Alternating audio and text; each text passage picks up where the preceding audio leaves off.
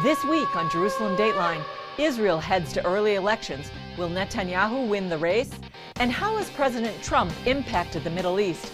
Plus, from Israel's 70th birthday to the U.S. Embassy move to Jerusalem, we'll take a look at some of the highlights of 2018.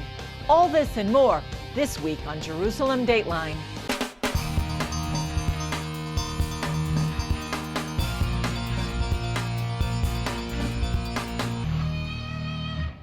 Hello and welcome to this edition of Jerusalem Dateline. I'm Julie Stahl, filling in for Chris Mitchell. 2018 has been full of highs and lows. We want to take a look at some of those stories. One of the most recent is that Israeli Prime Minister Benjamin Netanyahu's government decided to hold early national elections. They'll take place in April, 6 months before they were scheduled. Israeli Prime Minister Benjamin Netanyahu said the time is right for early elections. 6 weeks ago, when the possibility of bringing down the government was before us, I said that we have urgent security matters to deal with. I couldn't reveal then what we did a couple of weeks later, which is to start this big operation to neutralize the terror tunnels of Hezbollah. 6 weeks ago, Israel's Defense Minister Avigdor Lieberman resigned over the security situation in Gaza. And since then, the government has ruled with a shaky majority. The current government in Israel is a very thin majority of 61 out of 120. In other words, it has a difficult time functioning, and it has already been in power for almost 4 years, which means elections were inevitable. The government decided to go to early elections after it came up short in a vote for a contentious piece of legislation. And I think it's perfectly sensible to go to elections now with a complete agreement, by the way, of all the partners, complete unanimity, and a great partnership for Israel. Opposition leader Tzipi Livni said it was time for Netanyahu to step aside. Netanyahu needs to leave, and better an hour earlier, because on his way out, Netanyahu will try to destroy what is left of the Israeli democracy. But latest polls show Netanyahu achieving a solid victory in upcoming elections. The next elections in Israel are basically going to be a battle within the right wing in Israel. In other words, how far ahead Netanyahu's Likud party will come out and how much power he will have in the next multi-party coalition government. Hebrew University professor Reuven Hazan said Israel's left has lost popularity. The number one issue in Israeli politics is security, and the left over the last decade or two has hitched its platform much more to a land for peace security formula, which today with Hamas and Hezbollah and so forth is not a platform that can win a lot of votes in Israel. Throughout 2018, Israel allegedly carried out numerous airstrikes in Syria to stop the transfer of weapons to Hezbollah and prevent Iran from entrenching itself near the Israeli border. Israel hasn't confirmed its involvement in those strikes, but recently Prime Minister Netanyahu strongly hinted that Israel had been involved. And then there's the Hezbollah tunnels dug under the Israeli border. Here's more on that story.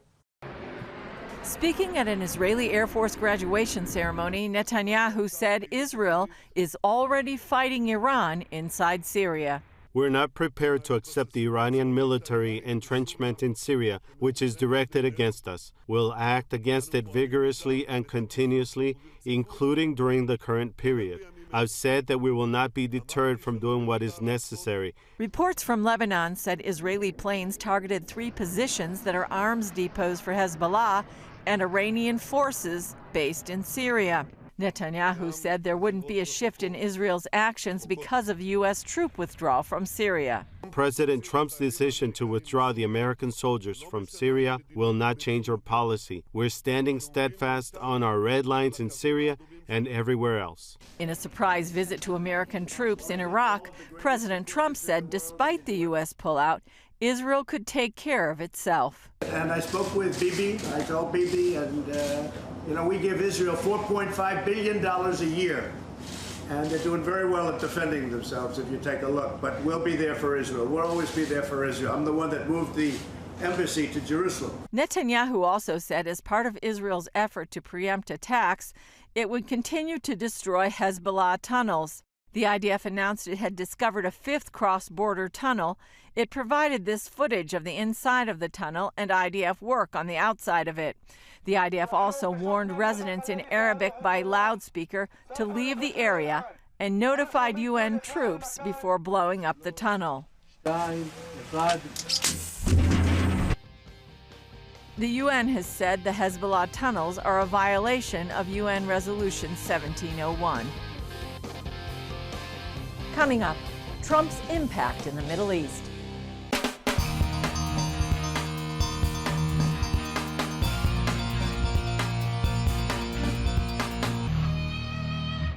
One of the biggest stories of 2018 was the U.S. Embassy move to Jerusalem.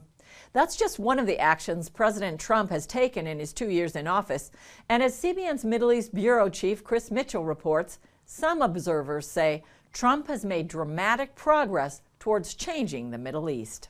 From Iran to Saudi Arabia and beyond, President Donald Trump has put his stamp on the region. What a glorious day. Remember this moment. President Trump, by recognizing history, you have made history. Perhaps the most dramatic decision, acting where other presidents had not, by moving the U.S. Embassy to Jerusalem. The decades of talk about that and frankly sort of empty talk about suddenly it happens, that's a very bold move that I think has, again, really changed the whole sort of basics, topography in a certain way of the Israeli-Palestinian situation. It strengthened a U.S.-Israel relationship that had suffered under the Obama administration. Many of us grew up in a world of a Pax Americana, and we felt safe under those great eagle wings of the United States of America. And those wings have been fluttering away, how should I say, in recent years. And we feel now that they're back. And it gives us strength. It gives us strength sometimes to even be conciliatory. Israel needs that behind it. The next step, isolate Iran by pulling out of the questionable nuclear deal. The exit from the JCPOA, from the nuclear deal with Iran, a very major watershed moment, which I think announced what we've been discussing, i.e. announced the beginnings of a much broader process to roll back Iran that's been allowed to roll across the region unopposed over the last decade. The decision to confront Iran also began to reverse a trend. I think a lot of what they're doing is trying to repair the damage to America's position in the Middle East after the Obama administration wrecked America's reputation as an ally by embracing America's chief enemy in the Middle East, Iran, at the expense of America's allies, whether it's Israel or the Sunni Arab nations that were betrayed by the Obama administration. The region is going through a complete realignment, right, in the last 2 years that President Trump has been in office. What's happened is you've started to see is that all the other countries in this region are beginning to recognize that for the last few years. Saudi Arabia and Israel are in close contact in the shadows behind closed doors. The United Arab Emirates and Israel are talking to one another. There are business relationships, intelligence relationships, military relationships between the Israelis and the Gulf states. Trump also brought changes to the Israeli-Palestinian peace process. I believe President Trump has broken the paradigm for diplomacy here in the Middle East that got encrusted for about 50 years now. It's broken that old formula for peacemaking here and really strengthened Israel's cause. And so we have to thank Trump for that, whether it's moving the embassy, closing the PLO mission in Washington, cutting off funding to UNRWA, challenging the way UNRWA has a different definition for Palestinian refugees than any other refugees. All across the board, Trump is hitting my bucket list of things that should have been done long ago. Another major development, standing up for persecuted Christians in the Middle East. They made human rights and particularly the religious persecution to be a priority. The most dramatic example, Trump put U.S.-Turkish relations on the line for imprisoned pastor Andrew Brunson. They're ready to almost damage to the trade and the economy with Turkey over a pastor. And all of the secular media, without exception, are saying, a pastor? Who cares about a pastor? The trade with Turkey is much more important. The money and the value of the lira is much more important. But the Trump administration said, no, a pastor who's falsely accused and is in prison is important to us, and we're willing to really put our money where our mouths are, and they're taking a strong stand. He also stated his support for Iranians who protested their own leadership. All these bold decisions resonate in the Middle East, where strength matters. I think in the broader Middle East, it's someone who will stand on his word. It's someone who is not afraid to get involved. It's someone who will stand up. When America is strong, Israel is strong. When America is involved in this region, that sends a message to Israel's detractors and Israel's potential enemies that if you mess with Israel, you're messing with the United States, and vice versa. And that is a message that sadly we didn't hear for a while, and it's again being heard throughout the region. The world hopes the Trump administration's next message is the unveiling of its long-awaited peace plan. Chris Mitchell, CBN News, Jerusalem. Up next, from Israel's 70th birthday to the U.S. Embassy move to Jerusalem, a snapshot view of 2018.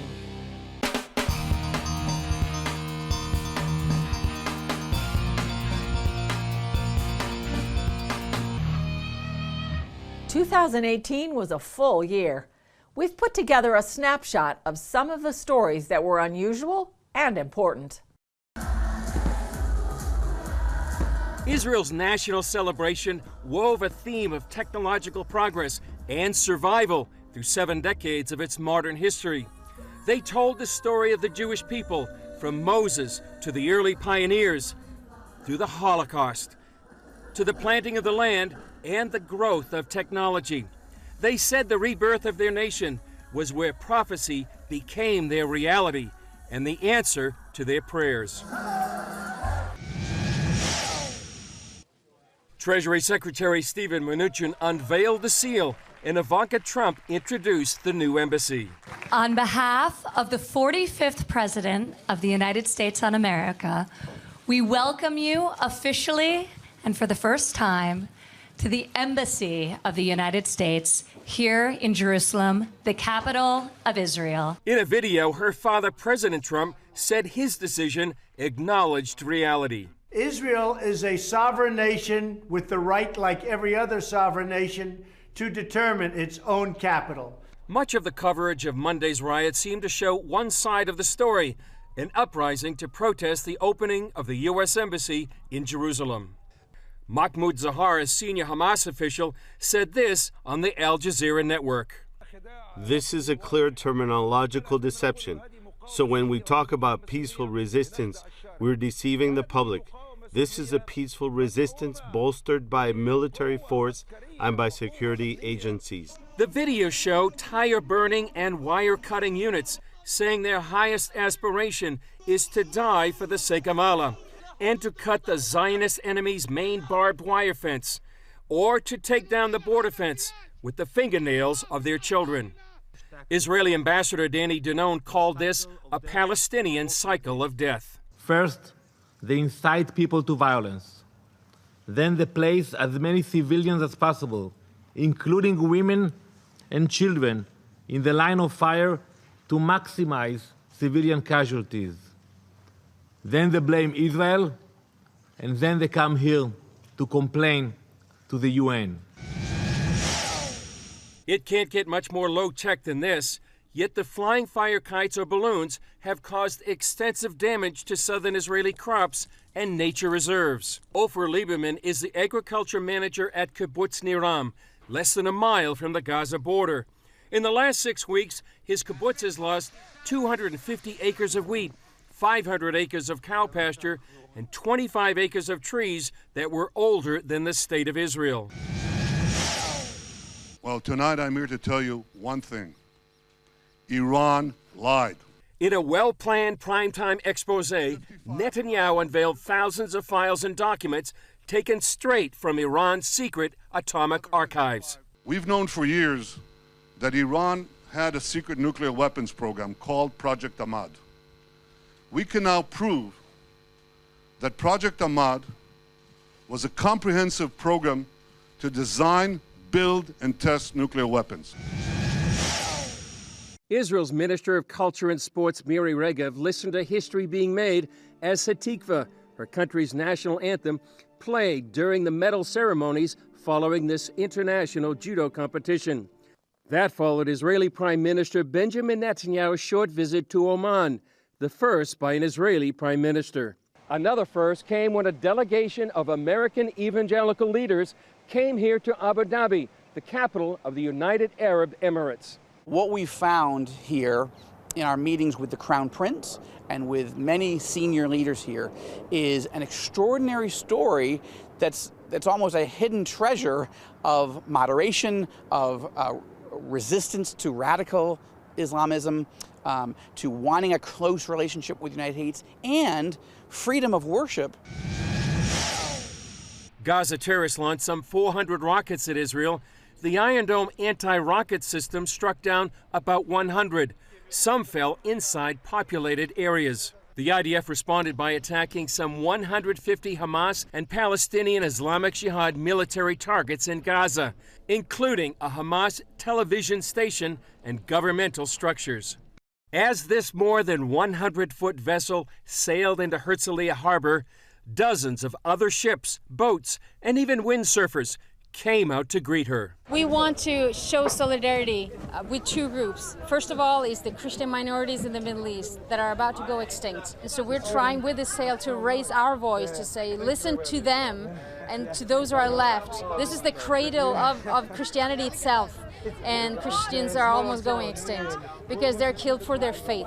Then where can we sail with this message? And the only answer is Israel, because first of all it says Jesus, sailing for Jesus on the side. There's no other country in the Middle East that would open up their ports for us. And it's the only country in the Middle East where the Christians are growing in numbers. So we want to support Israel in this. Still ahead, Israeli Jews helping Christians to help Muslims.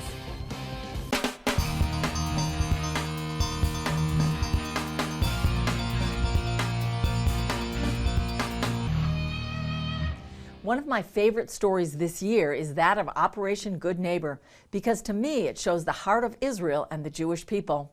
The IDF providing medical aid, food, fuel, and other goods to the Syrians in need during their civil war, even though Syria and Israel are not friendly nations.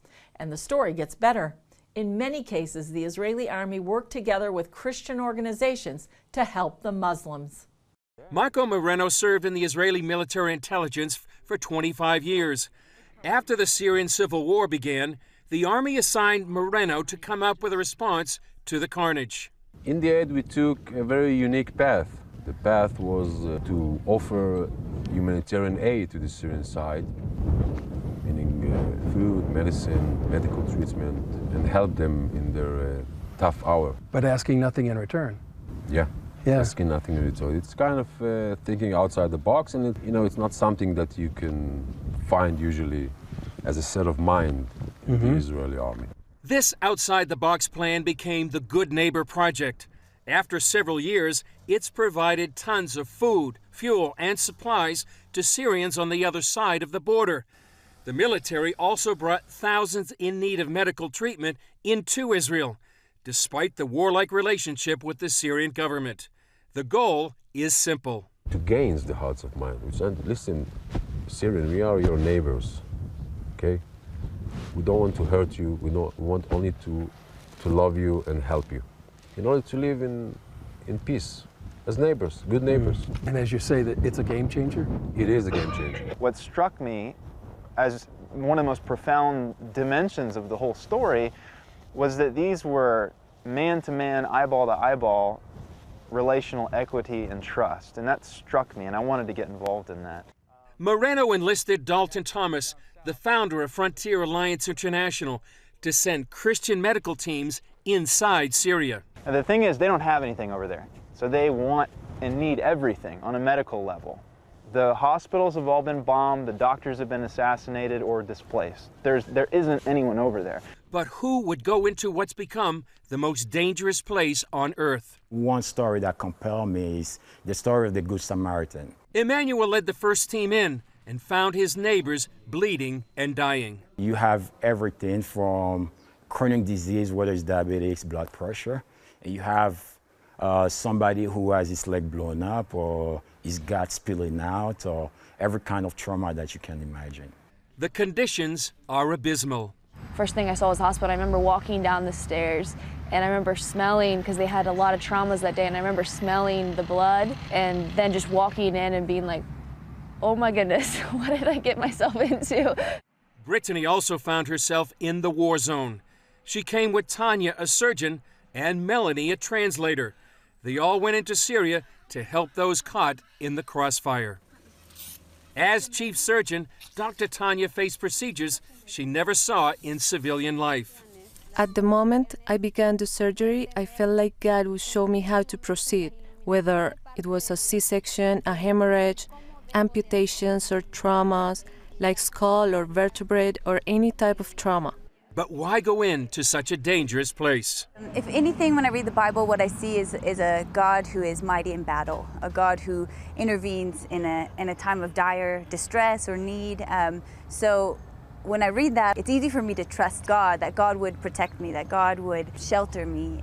And if He calls, I believe He will protect as well. They are warriors. Warriors. How? You have two kinds of warriors. One is carrying a gun, protecting his nation, fighting whatever, like I was for 25 years. The other kind of warrior is a warrior with the Bible, with a true belief in his heart. In order to serve the Lord, he needs to do what he needs to do. Syria, it's the dangerous place on earth. Everything can happen in Syria, everything. And they live in bad houses without hot water, bad food, they don't have any toilet, sleeping sometimes on the ground, but they are believers. They're doing it because they love Israel, because they love Jesus. Chris Mitchell, CBN News, the Syrian-Israeli border. Thanks for joining us. Remember, you can follow us on Facebook, Twitter, Instagram, and YouTube. I'm Julie Stahl. From all of us here at Jerusalem Dateline, we wish you a blessed, healthy, happy, and God-filled new year. We'll see you next time and next year on Jerusalem Dateline.